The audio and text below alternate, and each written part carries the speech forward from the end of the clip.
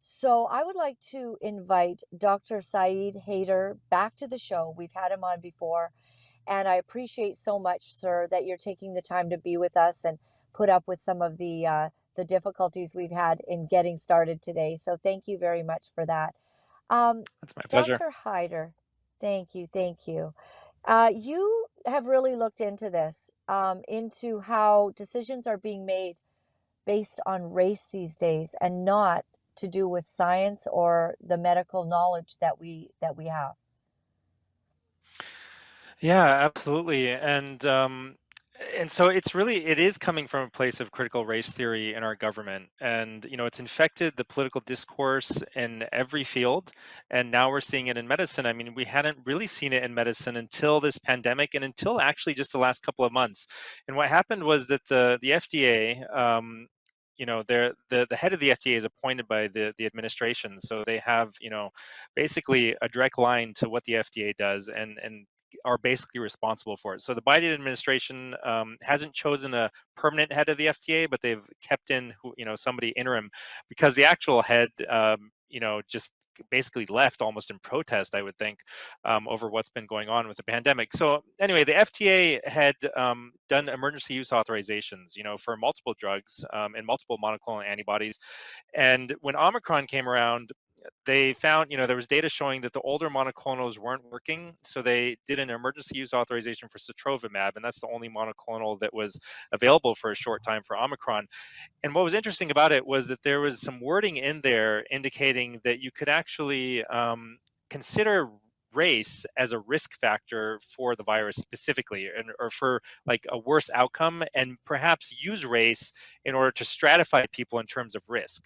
And so we've never had any wording like that in any basically any drug authorization from the FDA in history, as far as I know, in the last 100 years. And this is extremely problematic because the science is not entirely clear on whether race is a risk factor or not.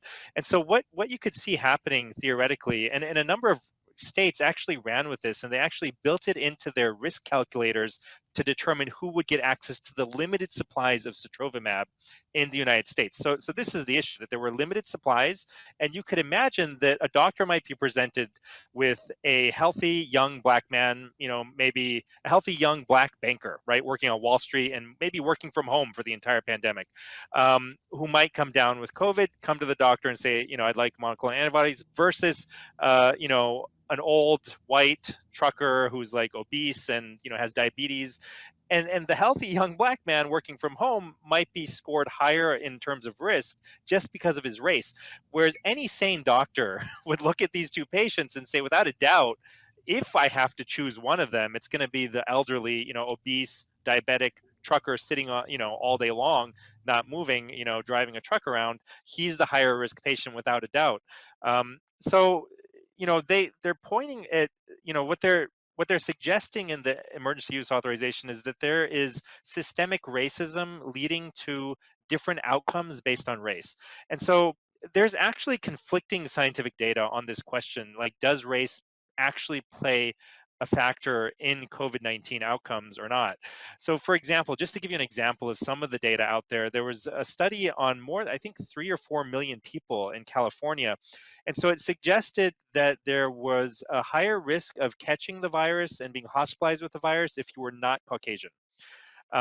But Caucasians had a much higher risk of dying than any other race. So, if anything, that would argue that perhaps you should, give Caucasians, put them at the head of the line, not everyone else. I mean, certainly it's terrible if a certain race is getting the virus more. But if you dig into the data, what you realize is that there's a lot of inherent bias, and you can structure these studies in such a way to get the outcome that you want. The outcome that's going to make headlines. And so, just for a thought experiment here, like I've worked in hospitals all across the country in all different kinds of communities, poor communities, rich communities, primarily black communities, mixed communities, primarily white communities, and I've seen everything our healthcare system has to offer. And I can just tell you, for example, there are hospitals, I think it was probably in Virginia or South Carolina. Okay, I was in a hospital in South Carolina. Almost every nurse was African American. Okay, every single nurse in that hospital was African American, and it was a heavily black community. And I guess probably the doctors probably skewed less African American. Maybe there were more white doctors, and certainly female versus male. Um, but in that community, if you were like looking at who got COVID first, right, and if you were looking at a certain snapshot in time, and you found that African American women were catching COVID at much higher rates than anyone else in the community, but you didn't know what their job was, right? So as soon as you tell people that these are all nurses, then it makes sense. Like, why are they catching it first? They're on the front lines. And maybe other people are catching it later. So I guess the critical race theory kind of like viewpoint on this is, why don't we have the exact same mix of race and gender, if you want to bring gender into it, in every field, right? Every single field should have an exactly equal mix of every race, and that's just like ridiculous, right? That's just not the way the world works. I've seen other hospitals where every single nurse was like Filipino, for example, right? So like, one Filipino becomes a nurse, and then she tells all her friends, and they all want to become nurses, and all of a sudden the entire hospital is full of Filipino nurses. And there's nothing wrong with being a nurse, right? Like in some situations you might say that I wish we had more black nurses, right? Like more Filipino nurses.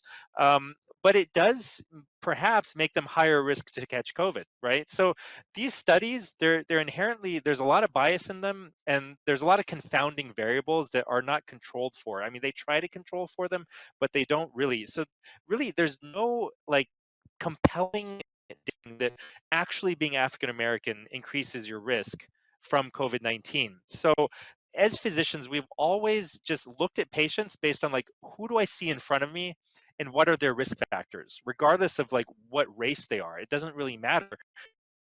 Has COVID, and we can quantify the risk factors. And there are, the risk factors don't include race, like from a medical perspective or a scientific perspective. So the fact that they're interjecting race into this at the federal level, and then states are following them. New York State followed them, and then a couple of other states I don't remember. And so they were actually, a couple of them were threatened with legal action. New York State went ahead and kept this on its books, and they sent out doctors this, basically memorandum saying that you should choose who gets monoclonal antibodies based on, the usual things that we know about, like, high blood pressure, diabetes, obesity, age, but also consider, the race of the patient.